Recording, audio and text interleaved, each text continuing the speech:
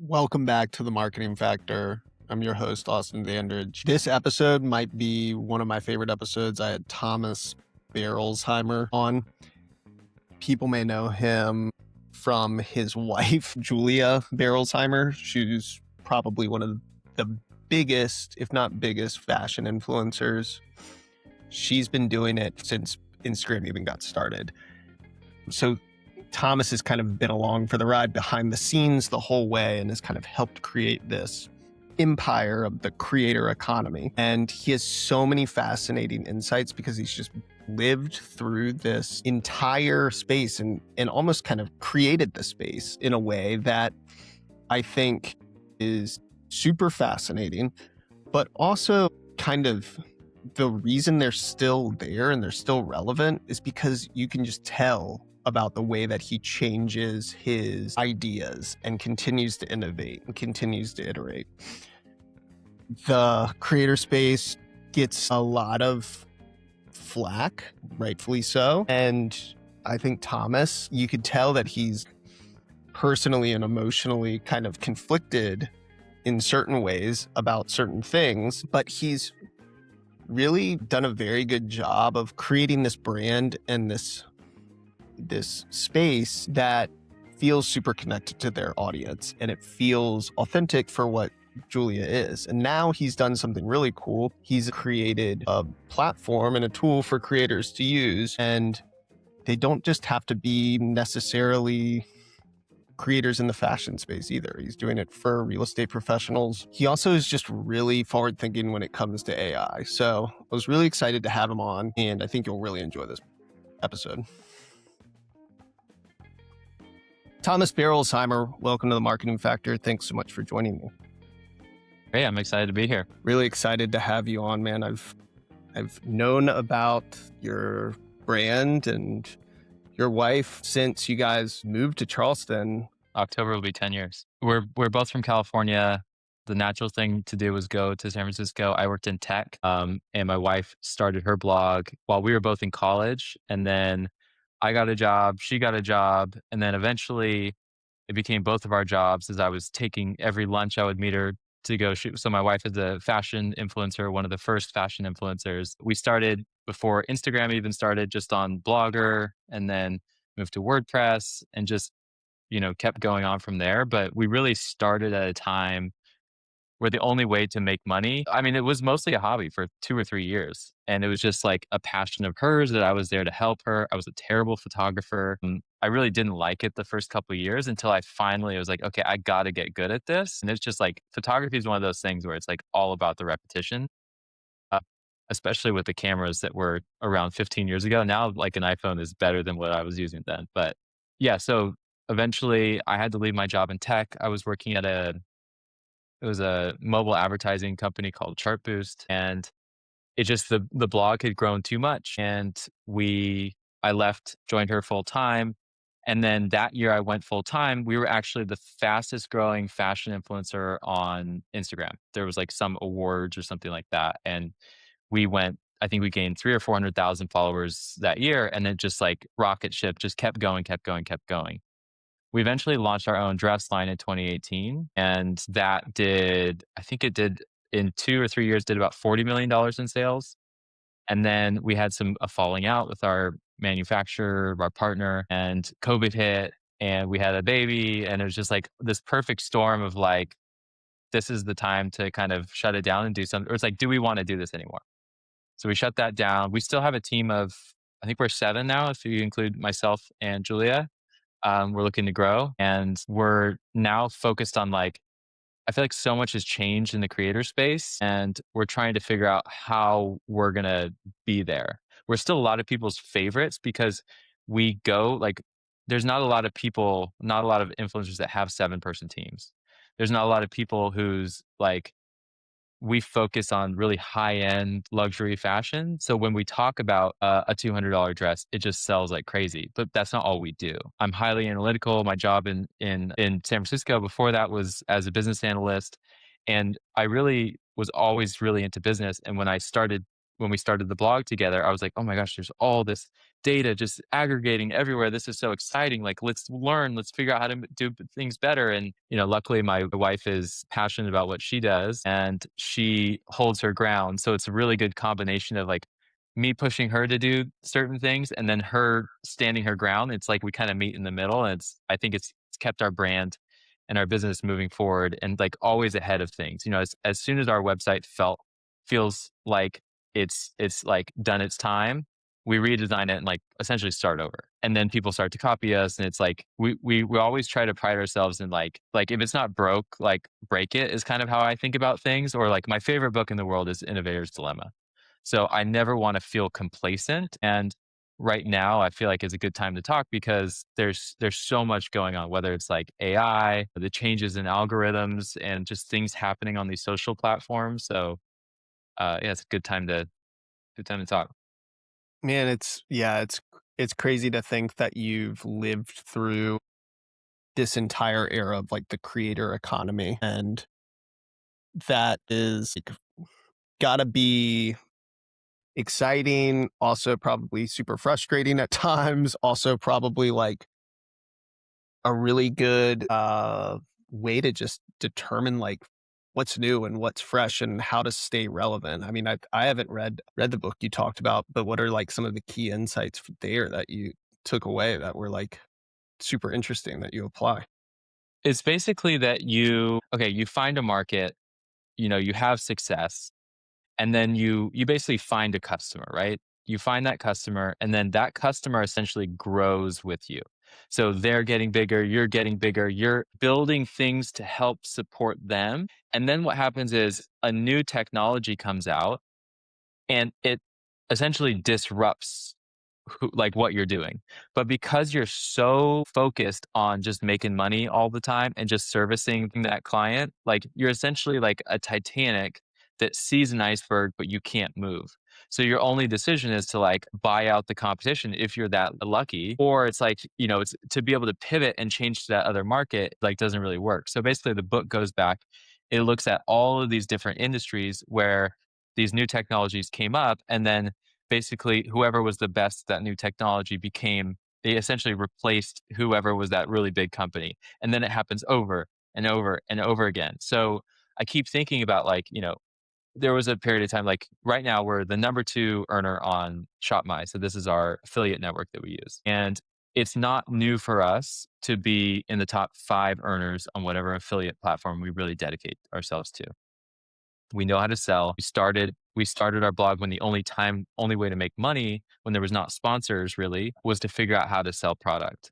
And so if we know how to sell product right now in 2026, I don't make the assumption that we know how to do it next year or we know how to do it the next year after that. Every year we need to like, and sometimes it's like go on a trip or go away and just like, let's break it all down and then build it back up and then see if like what we're doing is still relevant. Sometimes it's like just rinse and repeat. Hey, it isn't broken. Like, let's just keep it going.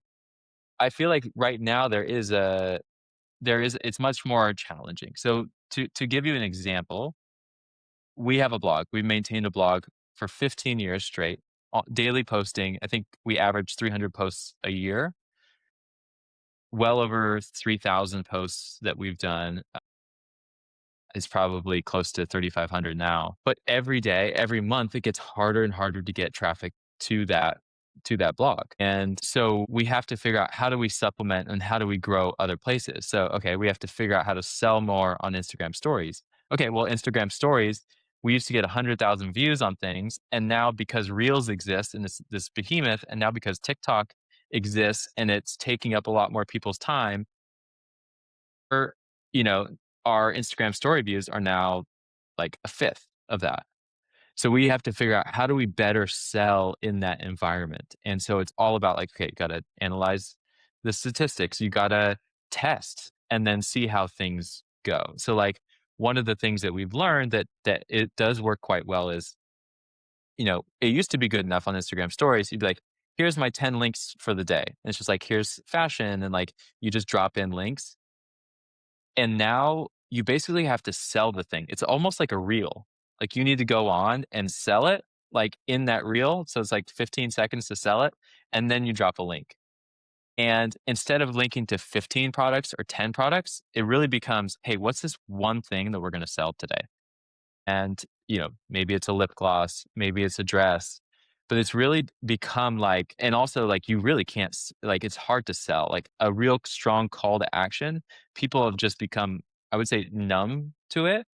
And so you almost have to like subliminally get people to like take the bait. And so there's like one of my favorite methods, like this is really getting into it. Like my wife will take a picture of like a mirror selfie of her outfit and she'll link one thing, but like her pants won't be linked. And naturally she gets 10 or 20 people to follow up and like, show me the pants. Like, what are the pants? And so then you take that, you basically take someone's comment, screenshot that, put it on the next slide, and you're basically giving social validation, social proof that it wasn't just you who wanted it. It's everyone wants these pants. People want it even more. So you have to do things like that. It's like if you just have to be a little bit smarter. Everything has to have a reason. It's not just like la di da, like we're just going to be posting anymore. Everything has to have a reason. And I think you see that come across like in the feed and in reels. It's like it's just all about the hooks. It's all like you have to get people's attention like super quick nowadays. Yeah, I mean, it's got to be tough to be a creator that isn't like trying new things or doesn't have the intuition to do that. It seems to me that that is like that economy like got so big, but now there's so many creators in the space that people are numb to it, like you said. And then there's more ways to shop, or maybe people aren't even clicking into that. That has to feel like it just has to feel so, like, challenging to find new ways to do that, or do you, like, look to inspiration on how, like, smaller people are doing that? Is that kind of where you get the inspiration for? Because it seems like you can't look at, like, the bigger ones because they're not really doing it. Or do you just not even what is your inspiration method? Oh man, it's like so many things. I use a tool, like I use tools, things that come across our algorithms. Because we have a team. I always tell them, I said, if something got you to click out, tell us about it. Write basically a report because, I don't want to assume that everyone's going to be clicking, but like, you know, I think about how many things you scroll past every single day on whatever feed you're on. And so I like to make note for myself and I ask my team, like, hey, write down anytime you click out, like, just tell a story why. Like, what do you think captured your attention? So that's one. The other thing too is, I see, so we use a tool called Sandcastles. There's a guy on YouTube that started this app. And basically what it does is it pulls in all of these reels. And the reels have a score. It's called the outlier score. So it takes like the channel, so like their channel's average views on a reel. Let's just say, Julia's average is 100,000. It's not, it's different than that, but let's just say it's 100,000 views per Instagram reel. Well, some take off, some don't do well. And that, so if one thing got 200,000 views and her average was 100, she'd have an outlier score of 2, 200 divided by 100. So his software allows you to look across like essentially all of Instagram and find people with like outlier scores of like 50x. And so you can see and then start to study those people. You can basically take the transcript down. You can see what the hook was. His software like analyze it. So it's a tool like that where it's like really, really helpful because there's no way you could possibly do this by yourself. And so what I do is I have certain filters. I have certain people in the fashion space because you don't want to look at everyone. And then that gives you like here's an example is like Julia had never done a talking head video before, like the green screen videos. Those are super popular. I love to watch them. I make them all the time for Corley, and she had never done one. And we were asked by Who What Wears, legacy online fashion publisher, and they wanted to do a collab post together and they asked for that. And so I started looking around and I noticed that there were two particular videos with these huge outlier scores where it was a talking head and this woman was talking about what trends were coming in and out for the season. And I was like, okay, this is a great starting point because I know that this works. And if it worked for her, it could work for us because X, Y, and Z. So that's another way. And then also too is just like we shoot a lot. We shoot every day. We just shot 3 outfits today. I was supposed to film stuff for myself, but I didn't get around to. But we're shooting every day. The way that we shoot, it's about 80% we get everything done, check all the boxes, we get our video, we get our pictures, we get our phone pictures, it's like a whole process. And we've been doing it for 15 years, so we've really, like, figured it out. And then the last 10 minutes, it's, like, all experimentation. We'll do a video where it's, like, a interesting hook or just, like, a completely different direction.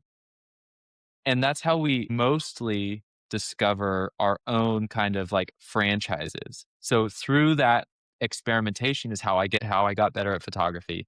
It's how we discovered our love for a backlit photo. It's how we discovered our series that we call Hey Jules, where like I basically interviewed Julia to what she's wearing. That experimentation is super important in everything. And it's what I'm doing on my own personal platform.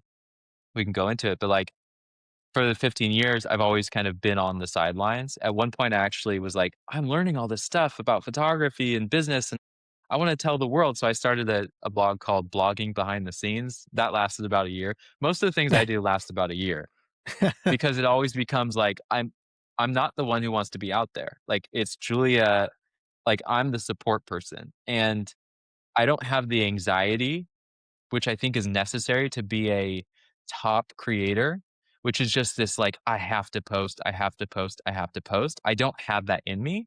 So 1 or 2 days of not posting, you just like the habit slips. And so I have to keep pushing myself to post every day, which has been my goal. And the things that felt taboo to share years ago don't feel taboo anymore. And in fact, which for as an example is like sharing data, sharing insights from our own accounts because those are the things like are unique to us. So when you have LLMs and you have AI crawling the whole internet and the whole world, you're going to get a lot of repeated things. Like I look at transcripts on things, I watch videos, I'm like everyone's just rinsing and repeating the same things over and over and over again. I'm like maybe I'm noticing because I'm also like writing scripts too, and I see those buzzwords come up. But what I'm finding is that like I'm running experimentations on my own content. We have essentially a strategy of like I haven't posted for years and years and years. Let's just since I'm posting every day, almost everything's an experiment. We have some pillars and some like set areas that I'm supposed to be like focusing on. But sometimes I'll just be inspired by some random thing and then make a video about it, and somehow that takes off. So How have you found, so since this is like a good segue for people because I think that people, if they're just getting started, they're kind of where you're at right now, right? Where you're like coming back into the space. You haven't been posting a lot. What if like, how long did it take you to actually like start seeing more views on the content that you're posting? And like, what are the variations of things that you're experimenting with that like surprise you, I guess, along the way of doing that? I guess I think there's not many things that surprise me because we have been publishing content for 15 years. So I've been by the side seeing what kind of works. And so I'm not starting from zero. I'm also been a photographer, so I understand light and audio and like, so I feel like it's more the surprising thing is that it is it's like this. Your content is like this. And I think that's just how it's going to be. When I look at Julia's content, it's much more stable. And maybe that's because she like when I look at the analytics, for instance, like let's just take views as an example. That's pretty consistent over reels, over carousels. Like those formats are going to stay pretty consistent. What I've found from my stuff is like I'll have things that do 50,000 views, and then I'll have things that do like 3,000 views. And like that's a pretty big swing. And so when I think about because with Corley, with our business now, we are talking to a lot of small creators who are just now creating content for the first time. We're 3 days away from finishing our first ever like publishing challenge. And we're trying to get people to try and publish every single day. And what I'm finding is just this like resistance to want to post. And people are just too worried that like someone's going to see it and like they're going to feel weird about that. And like I get that. Like I feel like everyone probably has that, but if the content's not good, then no one's gonna see it. So it's just like, just do it. Just do it, just jump in and make it, and it'll be on the 15th rep that you finally are starting to get a hang of it. It might not be, for until the 100th rep that you actually feel, like, really confident and really excited to create the content. And so that's why I would say, like, it is a volume game, like, you have to do it, and, like, to be honest, if this was something that you really, really wanted to do, publish twice a day, because it doesn't matter. It really, Instagram in particular, we don't have a ton of experience with TikTok. However, it has become more like TikTok in the sense that, like, the top TikTokers will post, like, so many times during the day because they know that it's all about the quality of the content. So that, in that case, it's all about the reps. So I think that's the thing, is like, your goal when you're starting out is not to, like, get a big audience, it's to learn. So it's to learn how to do the craft, how to do the skill. It's to learn how to, you know, write. And I mean, I use AI all the time. So it's like how to work with your AI to understand, like, okay, what am I going to talk about? How am I going to have a unique thing to say? If everyone has this tool by their side, then everyone's going to say the same thing. So it comes back to, what is my unique perspective? And going back to the data aspect of it, like, almost no one has the level of data or the ability to analyze it in the way that I've done my entire career. So that's why I'm trying to make that like a pillar of mine where, like, I have a Claude report every day that runs, and it brings me unique, interesting insights. And so if one of those sparks my interest, I'm gonna go make a video about it. And it used to be for 15 years, I never shared that information because I was like, why would I do that? We're giving away everything. But it's come down to, like, now everyone's talking about the same things. And so you have to stand out. You have to have a reason for someone to follow you. And so, um, yeah, that's how I think about it. And that's how I kind of coach people on thinking about it too. Also, like, I'm not the biggest believer in short form content as the best thing for your business. If you're creating content for your business and not to go viral, I would much rather start a podcast. I would much rather start a YouTube. I'd much rather have a blog or a Substack. And it's like, and maybe it's all of those things, but I always think, like, the longer the better, especially if you're a business, because, like, people are going to need to find you through some sort of search.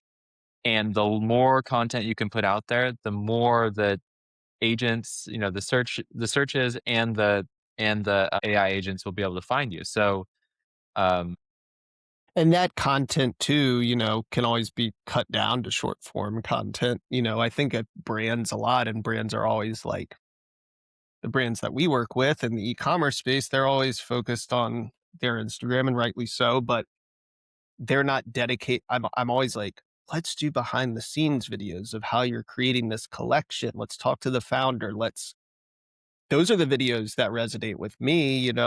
I watch like a Yeti video for 15 minutes, and like there's no Yeti shot in there. It's just like the background of the guy, and then they have that content that then can be sliced down. So I think if brands think of things more of long form in that way, if it's a fashion brand or something, what's their unique perspective that they can shoot and put on YouTube first, and that, think of things more of, I like it actually, because things are coming back to being more like campaign focused, and like, what's the campaign, and, thinking through from a top level when a brand's like launching a new season or something, starting with the pillar of like, let's create, like, they come up with the name of it, they come up with all the patterns and styles, and then they just post it on their site, and then they post, photos of it on Instagram stories for 2 months, and maybe some videos, and they get some influencers to talk about it. But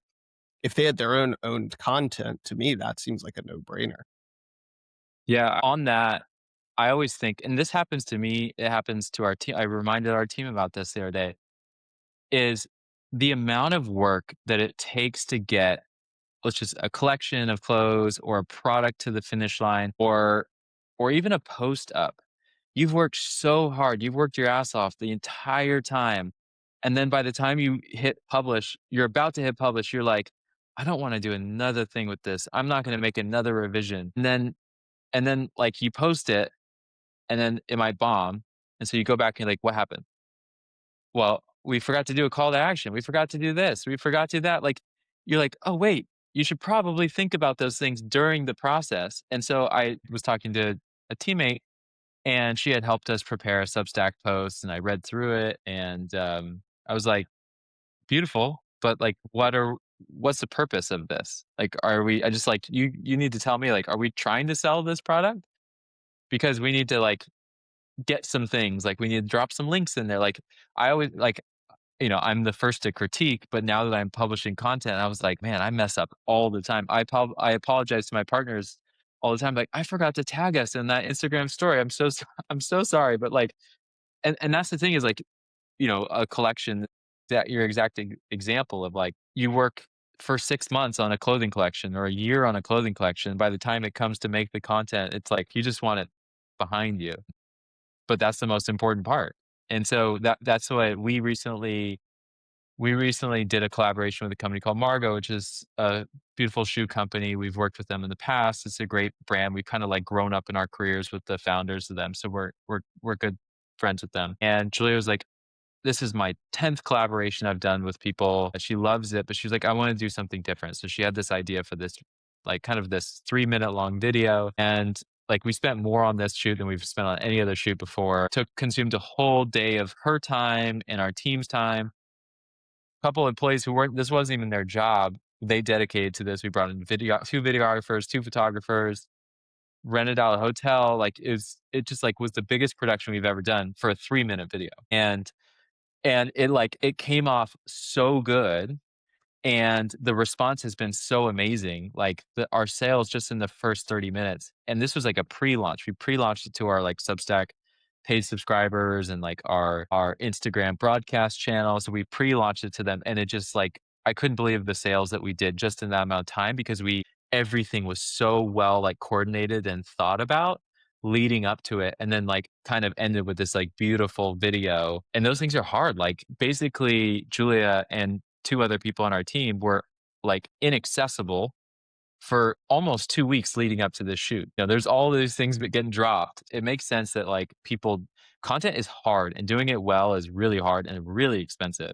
And so that's why it's like, I think like if you are a founder, that's why founder led companies, like when the founder is making content, they do so well because you're living it as the founder. So you just put a camera on it, and like you could never pay a model or an actor to be able to do that because you just wouldn't have enough money in the world to be able to pay them how much you have to be on camera these days. And that's what people are seeing is that like founder led businesses or even a collection of founders, they're just getting this traction where it's like, showing the journey of you starting this thing is really interesting to people because you're almost watching a TV show. You're not launching a product launch or a marketing play. You're watching other humans do their thing. Yeah, the dirty little secret in my space is like conversion rate optimization is always happening in like web design and web development where we're like tweaking where the add to cart button lives and things like this. But it's like I've seen terrible websites that like basically break and they've got crazy conversion rates, like crazy high conversion rates. They just have really good content and people want to buy their product. So it's like if you can dedicate your efforts there to the content and the story and the why of what you're doing, and then execute along the way of like showing up in the right places because the buy button doesn't just happen. I mean, I think a good.com is super important still, but there's, you're going to be able to start buying things within any of these AI platforms soon. And they did a test, with Walmart to see if people were buying within ChatGPT and got really bad results from that. So they kind of scrapped it. And I was like, well, Walmart's not like the right brand for that. Like I do think that it's like the smaller brands, like that's going to come back online. Shopify's going to be able to offer that where it's fully integrated and they're going to continue to mix it where it's like text links in there or it's going to be something that feels native to that platform that you don't even know, where it's just scanning with a thumbprint or something with your credit card. And so I think that it's like it's a very focusing on the content is certainly like the best way. But like you did something crazy, which we haven't even talked about. You started your own like affiliate platform and like What was the impetus behind that? Because there's like ShopMy, there's LTK. Like, what are what's the there's Rakuten, Share a Sale. There's all these platforms out there, and I think that people don't know where to start a lot of times, where to be there, and they don't know how to what they even should be doing on these platforms, and they all seem like a little black hat to me when you get into the back end of there, and your coupon codes just end up on different sites. Like, what obviously that like had to have some influence on what you're doing, but like what actually living in the space, like how's Corley different? So we think so we're slightly different. We think about occupying the same real estate that like a link tree would. And so we think about it as right now you can use whatever affiliate you want.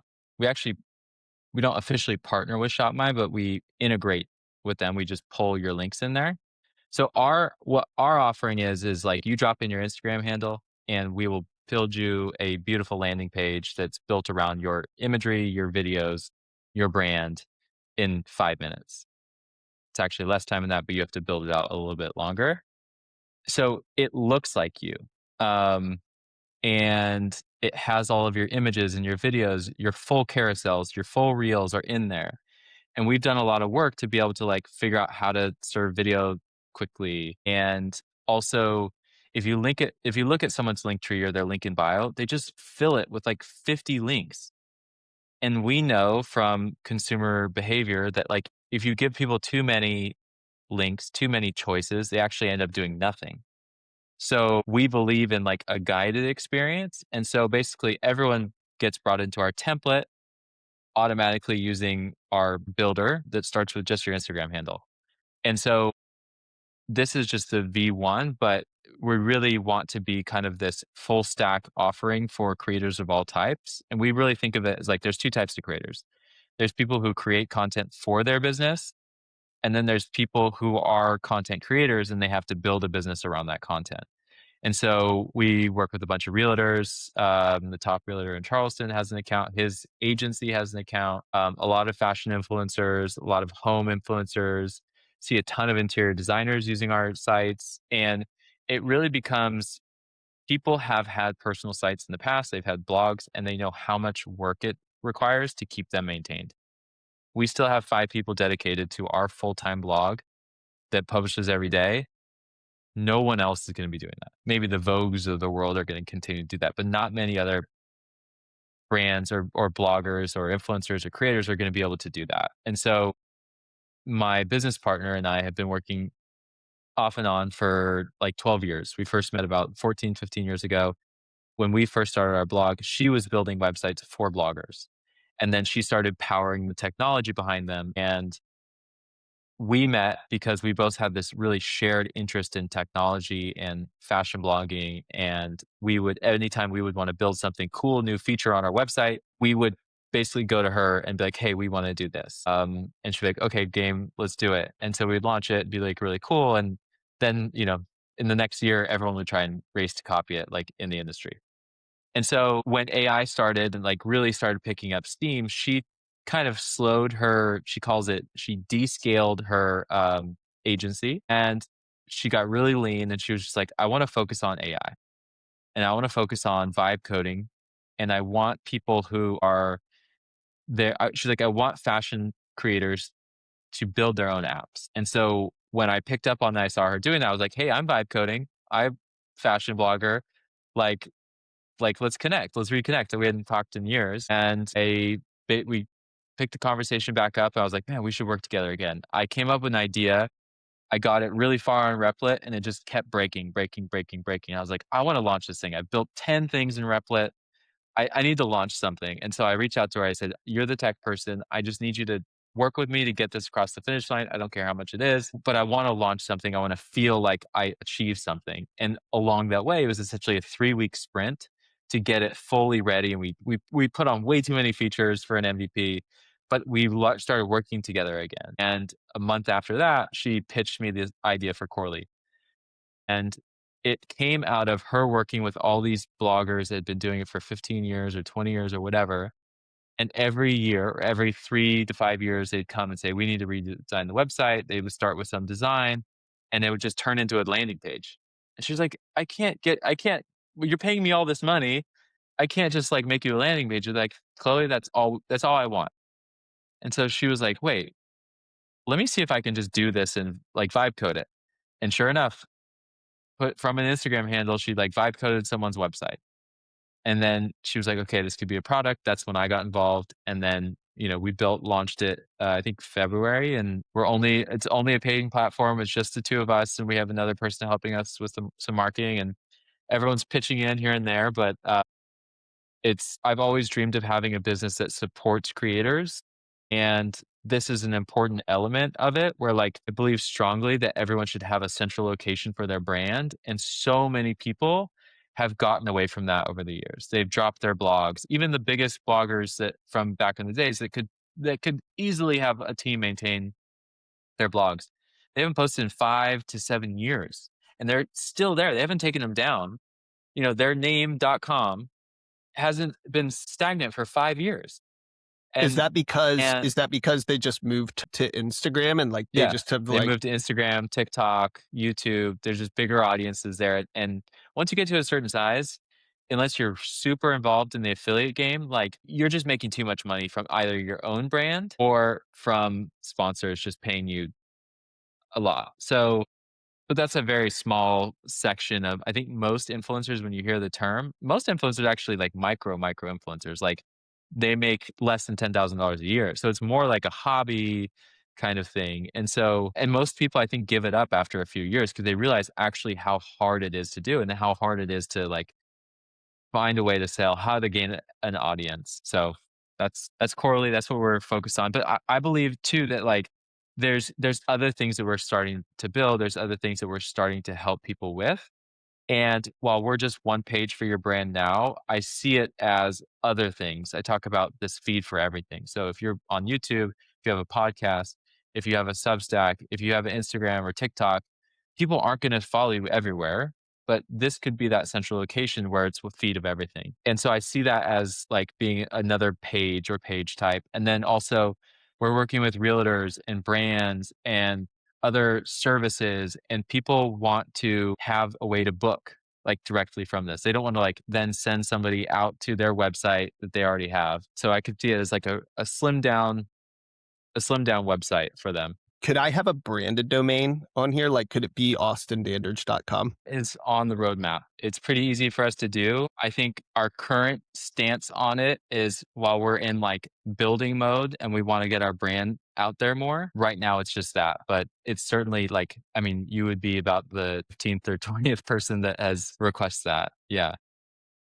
That makes sense though, to kind of keep it, it's almost like a centralized, like keep it in that gives it brand awareness. The last question I wanted to like dive in just a little bit to get your perspective on was like how you use AI right now for Julia's business. Like how like at and more on the actual production of what you guys are Hmm. doing.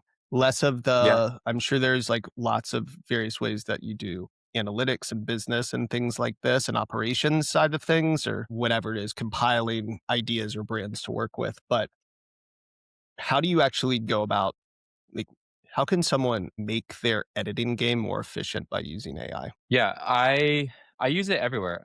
So from the planning process, I think the key thing is like I talked earlier about like your ideas and like what sets you apart from other people. Like to me, I think it's like the raw ideas that we as a team have.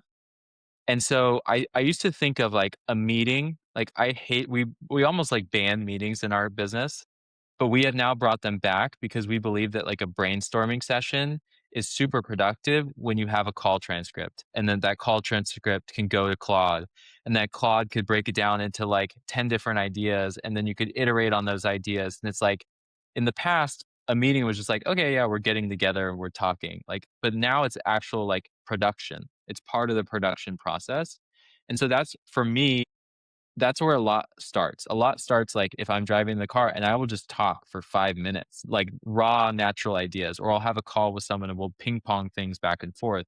Yeah. So that's where like our team will start with the process of just having a conversation about what we want to do. We talked earlier about how we get inspiration, we find inspiration. So everyone, we have a shared Slack channel where we'll be like, hey, this would be really cool if we did it this way. We're always trying to be like, hey, let's do this, but like spin it this way. And then, for every 10 of those ideas, one of them gets tested out. And then like I'm really, really focused now on my like helping my team out. Like you said, editing. I built a Claude skill last night. I'm still waiting to test it, but I think in theory it should work. And that Claude skill takes raw video footage, it takes a screenshot every second of that video, and it's trained on our top performing reels. And so basically, we took 90 days of reels performance, and essentially, I had a vision. It's like Gemini scanned it and essentially came up with like, here's why these works. Here's the lighting. Here's the framing. Here's the cropping. Here's the movement, and just Claude Code and Gemini together essentially came up with this like formula of what works for us for a particular type of video. And so when I'm filming yesterday and I have 5 to 10 minutes of raw footage that I don't want to go through, like our video editors can take her an hour to do that and like pull out the clips. My skill, in theory, can be brought into Claude Code, sift through that, be passed against our like training, and essentially pull out the clips that it thinks that are worthy of being posted and being included. I've already tried this process manually on Gemini, and it works. It like finds the best clips. I've cut together videos and made videos work that way when I had like 10 minutes of footage. And it's really cool. It's like these things of like, you know, people are like, "Oh, well, you're replacing someone." It's like, no editor wants to do that job. If you ask any editor what they wanna do, like, no one wants to go through footage and just scrub through it. Like, our person who does the editing on our team, she's like, "I would be able to do more if I didn't have to do this thing." And so you're like, "Okay, well, if everyone on our team could have that 1 or 2 or 3 most annoying things that they do every single day, then how much better content." And, like, we talked about, like, you're just so tired by the time that you actually get to posting it. Well, what if you weren't tired? You're tired because of all those processes and things that you have to do to get there. What if you were freed up to, like, all you had to do is think about super creative? Like, video like, I was talking to Julia earlier about, like, how, like, I believe that there is a very strong future of AI generated imagery and videos, and it's already here. It's already nearly impossible to tell if it's for the really good stuff, whether it's AI or not. And it is hard to get on video and talk. You get on, you put your camera up, you get your mic on, and as soon as you go to talk, you everything goes away in your head. And that's hard to do, but an AI doesn't forget its script. An AI sticks to the script. It can make 100 different versions or 1,000 different versions. So it's like a human can't compete against just like the middle ground area, throwing animations, all this cool stuff. And like people say that they want humans and they want to watch humans. For the most part, I think there's going to be a big section of people that don't. They're just going to watch AI generated stuff because it's going to be perfectly tailored to what they want to do. I do think there is going to be an element that yes, you want human, human, human, human, like because there's really cool stories that they're telling, or they have very unique insights that couldn't have come from AI. So it's like that's what we're really leaning into. How do we tell those stories? How do we like do things that are a little bit unexpected, and catch people by surprise, make people more curious? Because curiosity is a huge thing that we want to play off too. Like you want people like, what's going on there? Like, don't answer every question. Have things be more like open ended. That's something we're exploring now too. If you want to be really good in this space, and kind of going back to circling back all the way to the start, you can you can be like, oh man, like what is it? Like, woe is me. Like you could just be like upset about, especially if you've been doing this for 10 years. You could just be like, oh, I don't want to do it anymore. It's just too hard. Like it is too hard. But like we are creators. It's like in both of us. It's become part of me. Like I used to never think of myself as a writer, and And now, like, I've written on Substack for a year. I'm half of the equation on our Substack called Trade-offs, and I love it. It's like now I think in Substack posts. I think in hooks. It's become like part of me. Like the more I create, the more I see light and I'm like seeing it as a photographer. And it's like, it is very enjoyable to do things, but to like go through life with that sort of filter and that mind. Yeah, you blew my mind a little bit, like, as you were talking about AI generated video, you see a world, I think, in the future, at least I see the world where people almost like, you can have a story that's there, like an actual story, not a Instagram story, like a story, and you can kind of, like, choose the character that you want to be there, and maybe it's like choose your own adventure, it feels more personalized, and everyone is having their own more personal experience with the same, let's call it video or whatever, Netflix and, show or something like that, where you can kind of get everything to go that way. So I'm kind of in agreement with you. I mean, it's as like what are we? No, we're not millennials, but we're Gen X or I'm a Gen. millennial. You're a millennial. I was born in Yeah. 84, so I don't know where that puts me. Like it's I know that it's like it's not there yet, but you see where this future is going. Like, it's cool that you think about it that way and that you embrace all that stuff. And you've certainly been doing it for a long time. Thanks for coming on, I man. s You've taken up. Yeah, and that topic specifically, like, I certainly think that is, like, whether it's AI empowered content, like, we are certainly making more content than we've ever made. So, like, we're competing against both AI that's gonna, like, flood the, channels of content, but also every content creator is probably also getting more prolific and productive. And so we're doing that too. So it's like, yeah, it makes and then you have people spread out on TikTok and on YouTube. So it's like, of course we're not gonna get the same reach or the same views. Like, it's not the algorithm. People blame the algorithm all the time.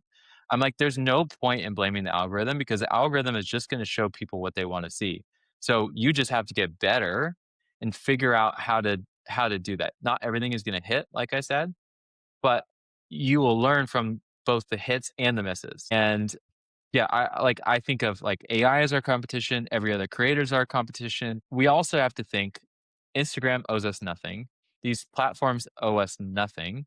Even though we have this feeling like we built them, we did like we were part of their story, I guess, but we really didn't build them. And we always have to think Instagram is competing against another Meta is competing against another $1 trillion company, which is competing against another $1 trillion company, which is they're all paying Nvidia another $1 trillion. Like, it's a bunch of like hundreds of $1 billion companies and $1 trillion companies all competing for eyeballs and share.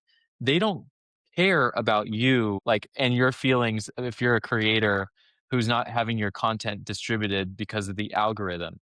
They're just trying to keep people on their app as long as possible and extract, like, monetary value from that. And so people don't think that far ahead. They just think about themselves. And I always think, and this is part of the innovator's dilemma, is know where you sit in the environment. Know what you're doing. And we didn't really touch on sponsored posts at all, but I always think about that too. Like, what purpose when I work with a brand and they're paying us thousands of dollars to talk about their brand, what purpose do we serve for them? I always would think, like you would naturally think, my job is to sell their product. That's only part of the equation. Like, they're running Meta ads, probably spending, 80% of their they're probably spending X what they're spending on influencer marketing on Meta. So your job is not necessarily to sell. Your job is to get more people into their meta system so that they have more people to target. And so when you start thinking about it from that perspective, then like you're essentially like a piece on their chessboard. And so then you know how to negotiate. You know how to like push back. You know what they actually want and how you're going to offer it. Um, yeah.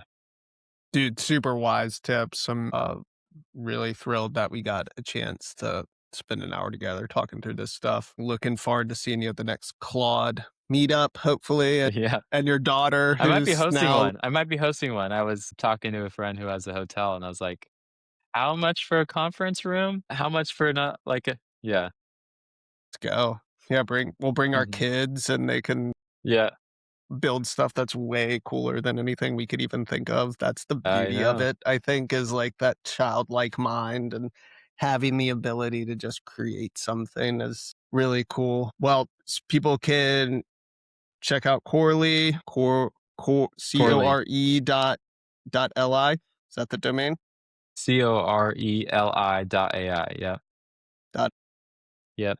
And then I'm at tbarrels on Instagram. I have 2 different Substacks. This is like, everything we're talking about gonna be launching. I'm going to start that YouTube, hopefully soon. But yeah, it's all about publishing content everywhere you possibly can, and I think it's like learning those platforms too. Yeah, man. Sweet. Looking forward to the YouTube series for sure. Yeah. Thanks, Thomas. Thank you.